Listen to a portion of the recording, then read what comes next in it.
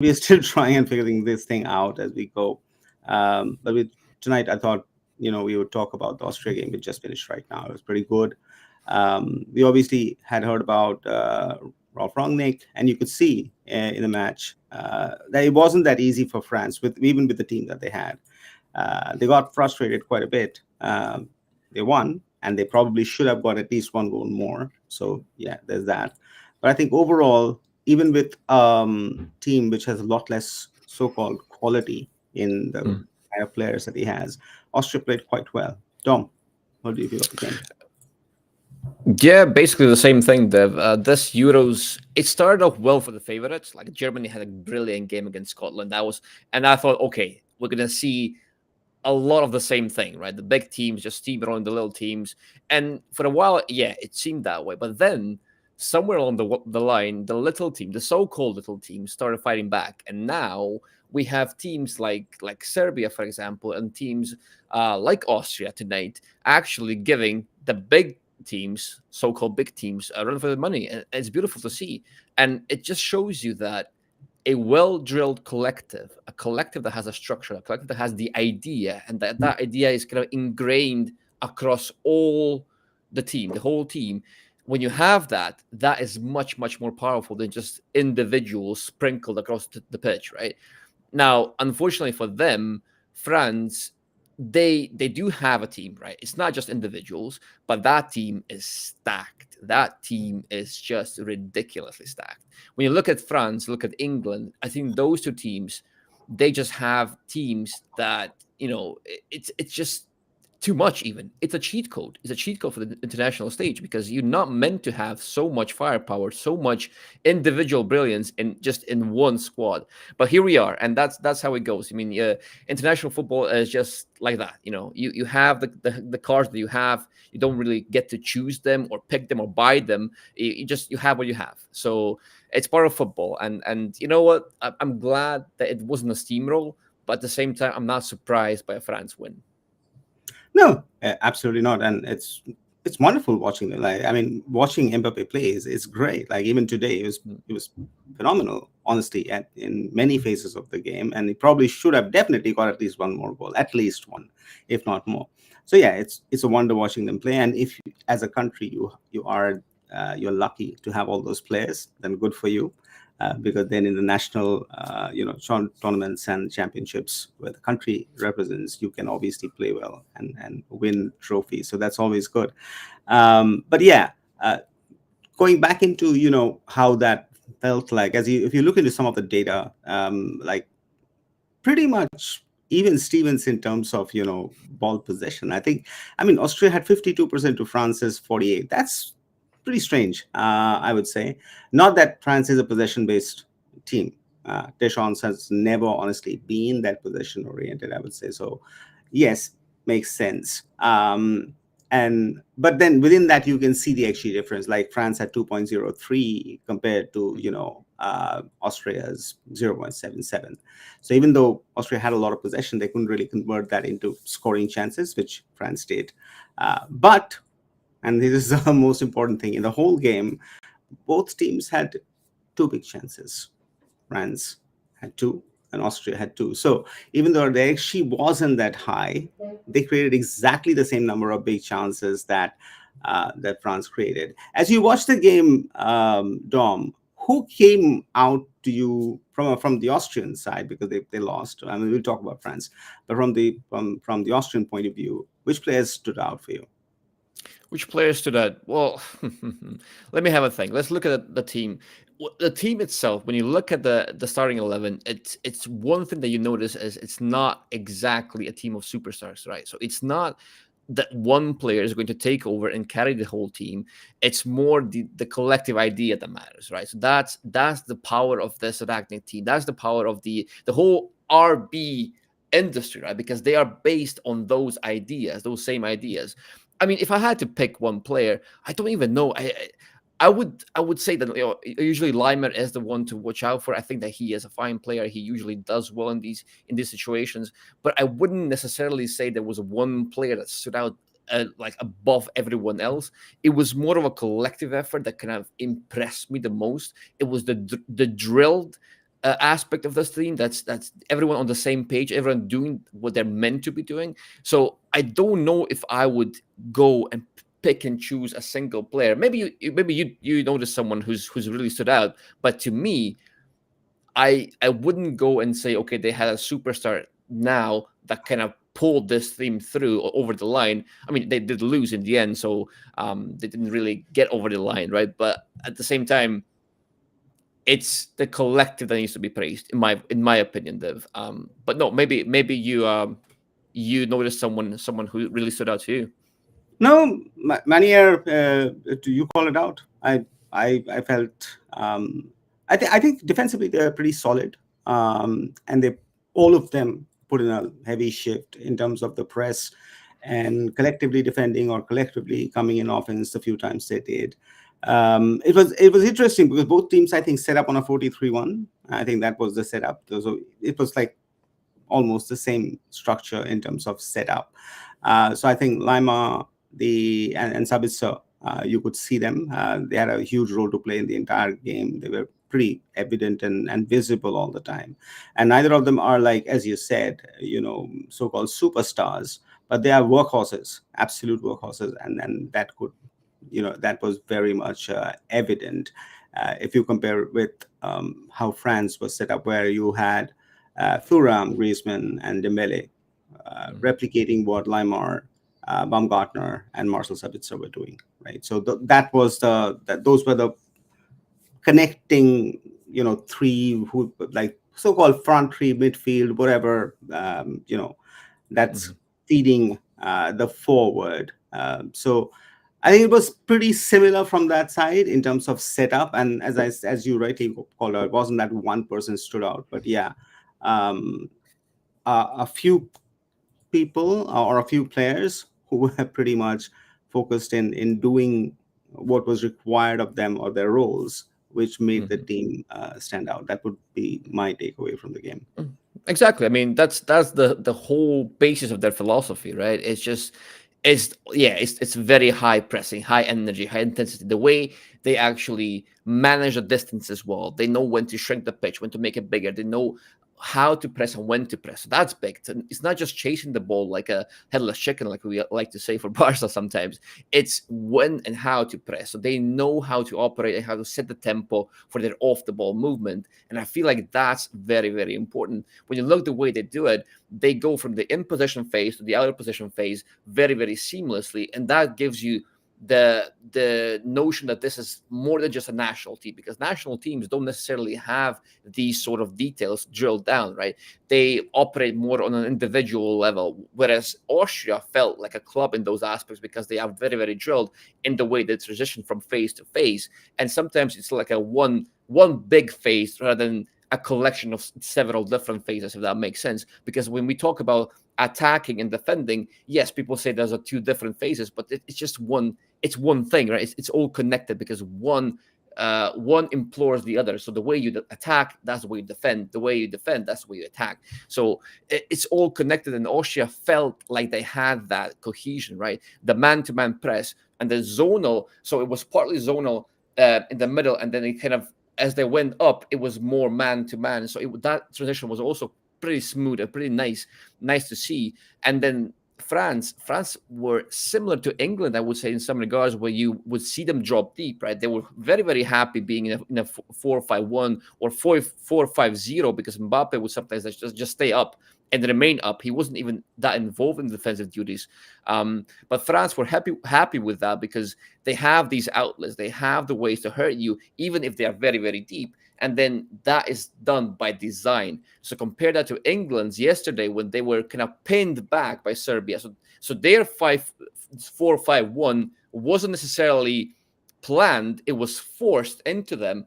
Whereas France was like, okay, fine, we'll just drop deep. We have the outlets to escape. We have our game plan, which is, just recycle the ball a little bit in the back line, because you have Upamecano, you have Koundé, and you have Saliba, these players that get on the ball. You have Hernandez, who can play these third man sequences, and then we can eject Mbappe, we can eject Dembele. We have Thuram down the middle, who can be a target man. He can be someone who's physical, who can stop the play, stop the ball, reset, and then lay the ball off to the sides. So I feel like France were better equipped to have this more passive side to them in a 4-5-1, whereas England were not as optimized to play that way. So there's a difference.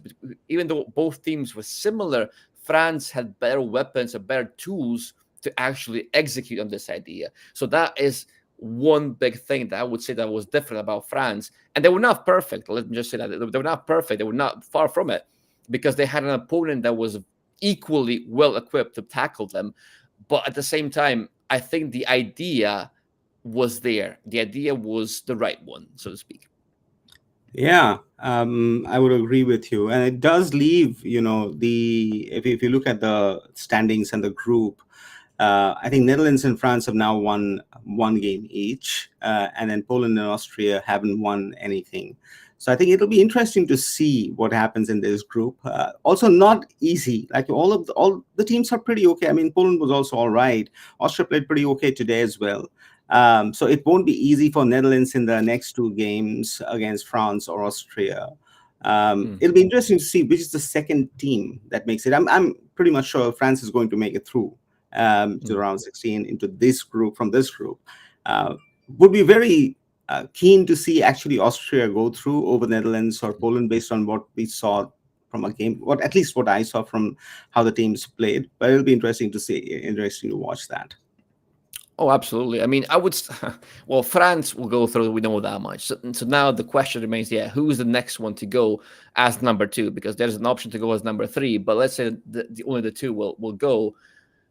I mean, Austria did have a good showing. Can they repeat this against the Netherlands? I mean, potentially. Why not? I don't see why not. Because if France are the favorites, like for the whole thing, which they are on paper, they should be next to England and I don't know, Germany perhaps, or Spain.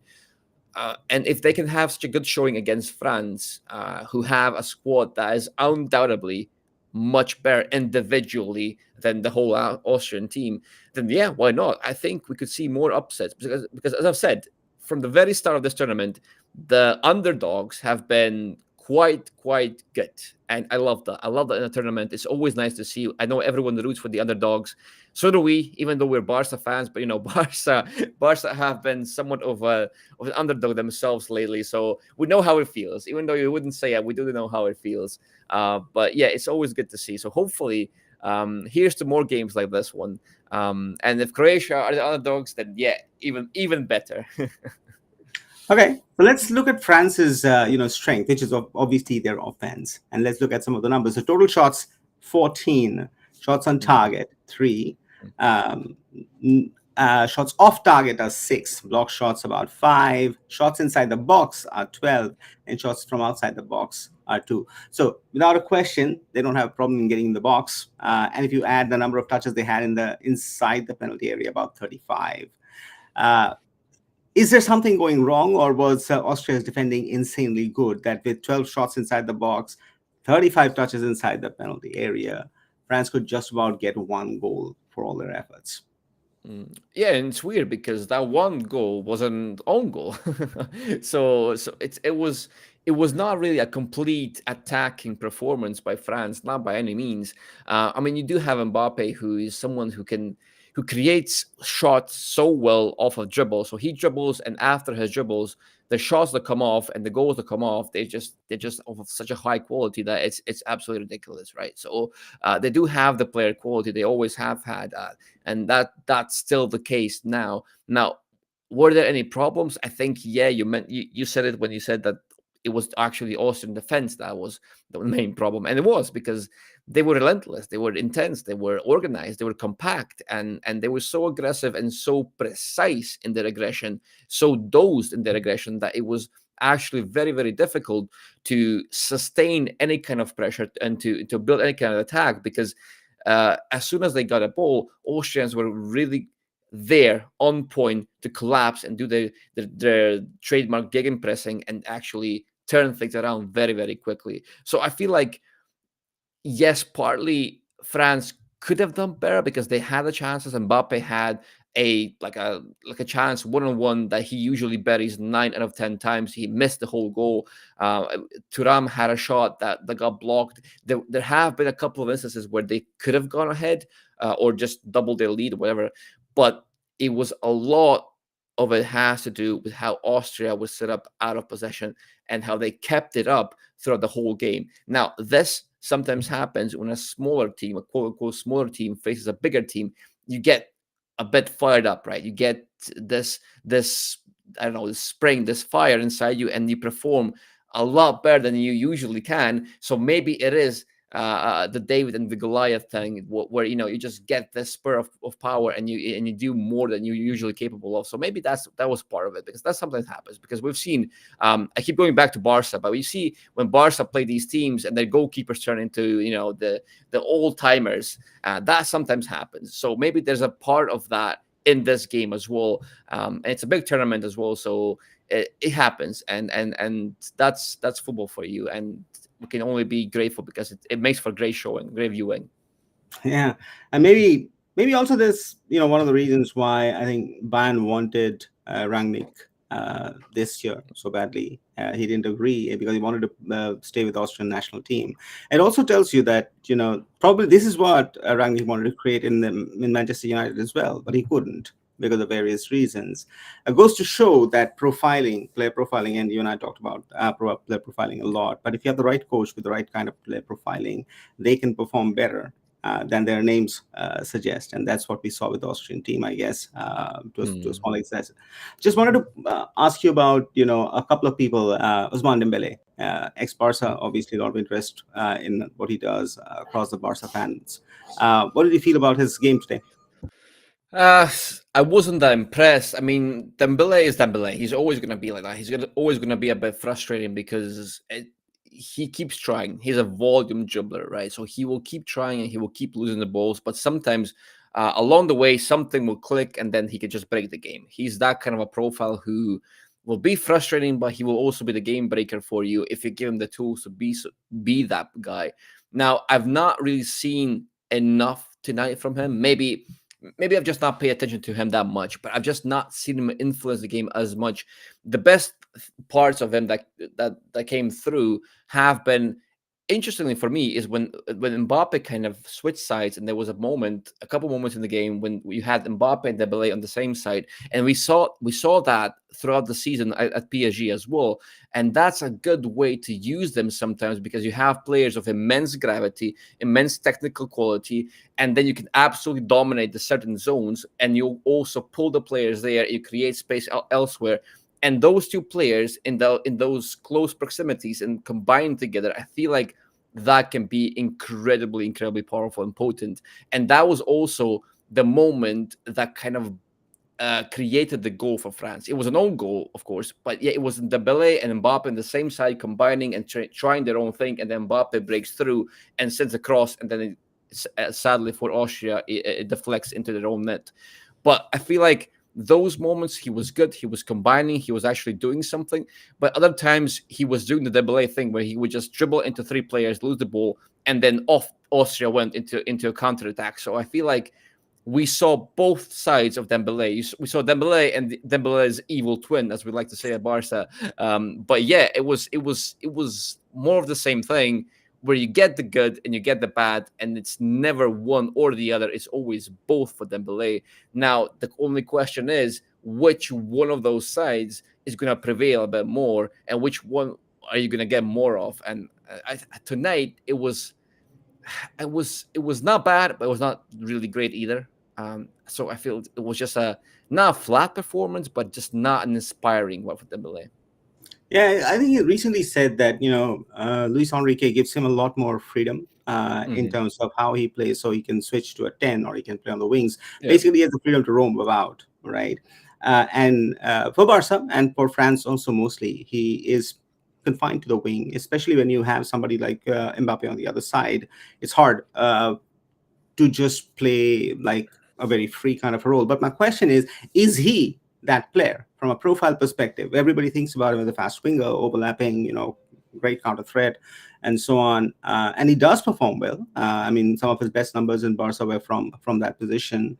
But he personally probably prefers playing more as a playmaker kind of a thing, where he has the Mm. freedom to cut in or be the 10 or create the attack from the center and from zone 14. What kind of a player is he, Dom, in terms of from a profile perspective? Is he strictly a winger, or can we think about Dembele the playmaker? I mean, I think there are certain aspects of his profile that can be in the playmaker ilk, because he does have the ball striking, he does have the creativity and technical quality, so he can do that. He does that. I mean, his best traits do remain in open spaces. He also, that is where he excels the most, right? If you give him the freedom to run at opponents, if you put him in an environment we can actually do that in isolated scenarios, that's how you get the best out of him still, I feel like.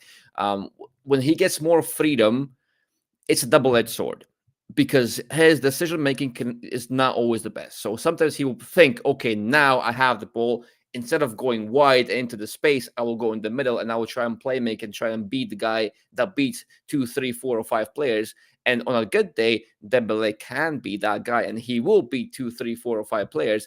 But on a bad day or just an average day, Dembele will beat one player, and maybe he'll get stuck at the number 2 and number 3 and lose the ball needlessly, right? And there's this aspect where he has to be reined in a little bit, because not all players deserve all the freedom they can get in the world. Because sometimes there are players who warrant such thing. We always talk about Messi being that guy who gets the freedom because he earns the freedom. Now, some players want the freedom, but they have not earned it, right? So people talk about Joao Felix as one of those players who wants everything to be centered around him, but doesn't really earn that trust or that responsibility, or not as much as he maybe should do. So I feel like Dembele, he has the potential to be that guy, but this inconsistency that we see from him, it is a real problem. I feel like it's still a real problem, and it's, to me, he needs someone to drill him and tell him, okay, this is what you have to do, this is what you don't have to do, so that he knows exactly what needs to be done, exactly what the next steps are. And Luis Enrique, for example, he is that kind of coach, right? He will give him instructions. He will tell him, okay, this is what you'll do. Now, I've not seen as much dynamism perhaps in PSG yet, but Enrique is the kind of coach that will at least try to achieve that. He will try and achieve that state where he can give them the environment for him to succeed, right? So I'm not worried about him on the club stage. Now, on the international stage, Deschamps is not exactly the elite of the elites, right? He's not really a tactician that will break the game through his machinations and strategies. Now, can he platform Dembele to be the best that he is? Perhaps, but I'm not convinced yet. Let's put it that way. So, from a profile It's been standpoint, about 9 years of his, senior career, almost 8, 9 years of his senior career, and we've been talking about that. Okay, this is the season that Dembele makes that mhm, break, and maybe another coach. But he's gone through how mhm, many coaches now? I mhm, think he went through Valverde, then I mean, obviously all the Barca coaches, and then yeah, now it's Enrique and Deschamps. And I think across the board, I think we have seen the same problem. Yes, I think mhm, he scored 2 goals against us in the Champions League. But apart from that, even with Enrique, I think he hasn't like lit the stage on fire at PSG from that perspective. So um, I don't know. I think somewhere there that question will always remain whether he can truly claim that potential that he had. And yeah, you can blame it for various reasons and so on and so forth. But the fact of the matter is, I think that's the game. Like, if you mhm, got to succeed, you got to succeed within those parameters, and so on. So that's always interesting. When I, frankly speaking, when I didn't find his performance today electrifying, yeah, it was good, but that was what you expect from him for a player of his style. Okay, quickly going into the final thing about just wanted to talk a little bit about what your feelings are about the sheer you look at the physicality of how games turn up in today's world, and if you look at just I was looking at the dual numbers for the game between, and if you look mhm, at the duels, every single duel that was there, like for France, 74% of the aerial duels they won, 54% of the ground duels they won, dribbles 50%. right? But then you have Mbappe and Dembele, so yeah, you have two dribble monsters. You get away with that. Mhm. So they take on that so seriously, and that requires a certain kind of physicality, which I think France has always displayed, and they benefit from that. And I think to a Mhm. large extent, even if you look at Real Madrid, and Madrid's core is very much French today. Like if you Mhm. see the key players, right? So it does say that there's probably something that Barca need to look at. Barca has obviously never focused on it, and I know it's all about philosophy and Barca way of playing and all of that stuff. But it has become so very ingrained in the way modern football is being played. Exactly, and it is. It's football is ever changing, but it's also cyclical. Um, but yes, physicality seems to be a big focus for many teams that are currently very successful, and it ties into this whole era of high pressing and game pressing, counter pressing, and all that stuff, where you just required to run a lot more and be intense. Even if it's in Spurs, you have to be intense. You have to have that. Athletic nature, right? You have to have that in your team because the very best teams do. Even if you can technically outplay the opponent, you need at least a little bit of this physicality to back it up in case of an emergency, especially when you're a possession heavy side that is very vulnerable to transition based football. And then you don't have runners, you don't have lungs or legs. Now, France, for example, as you mentioned, that they have a very athletic base. They have a Conte who's just came back from injuries, and he's not even playing at the very elite level anymore because he's not in the Premier League anymore. And yet he was everywhere, right? He was just a stopgap for everything. He was just preventing disasters left and right. He was really, really good. You have Kunde, who's been working rigorously on his physical preparation. That's what he has led us to believe that he's been doing for the last couple of months, just doing 2, 3 training sessions per day to get to that physical level that is required for him to be at. And that is kind of now on show. Even at Barca, he turned his season around once that rigorous training kicked in, right? Once he started doing that, he suddenly improved a lot. And especially for Barca, because Barca have had so many big gaps in their structure that players were required to run a lot. And that's why players like Pedri, for example, suffer a lot because they have to run, but they can't, right? They don't have it in them just yet because he's returning from injury and all that. So he knows how to defend. He knows it. He has it in his head. He's a good tackler, a good defender in his own right. He's just not physically at his very best just yet. And you have to be in the modern game, especially if the structure in the collective is not foolproof, right? Which in Barca's case, it has not been foolproof, right? And France, they do have these players. They have Chouameni and Camavinga both were on the bench. Imagine having that kind of quality, both physically and technically, waiting on the bench to come in. When you have Conte and Saliba is immense. He's just a wall in the back line, right? And next to him is Upamecano, who's also got a good physical base, even though he's a bit more error prone, perhaps. But still, you have a very, very good team that's also hardworking. Yes, Mbappe sometimes slacks off, but he gets away with it because he's just a superstar in attack. But you have Griezmann, who's the link between all of that, but he just works his ass off every single day. It's just not. It's a non-negotiable. It's what part of the Atletico Madrid ethos as well. So we know how that goes. But yes, physicality has become a big, big part of every successful team. I would say even the Pep all like a bit of physicality in their teams. So whether you like it or not, it's a big, big part of what makes successful football these days. Oh yeah, absolutely. And so we would probably wrap it up here. So we talked about Rangnick, and I was pretty impressed, and I think Dom, you were too, based on how he set the game up for Austria against a fairly stacked France. So like the fact that the underdogs are performing in this tournament. Would be good if some favorites crash out. It would be interesting to see which ones they are and before the round of 16 comes. But yeah, the trend of favorites not playing like favorites continues till in the third day. So that was it for today. Tune in for the next one tomorrow as we log in live to cover one of the games. And we're having fun and learning through the process, and we hope you enjoyed this. See you tomorrow. Take care.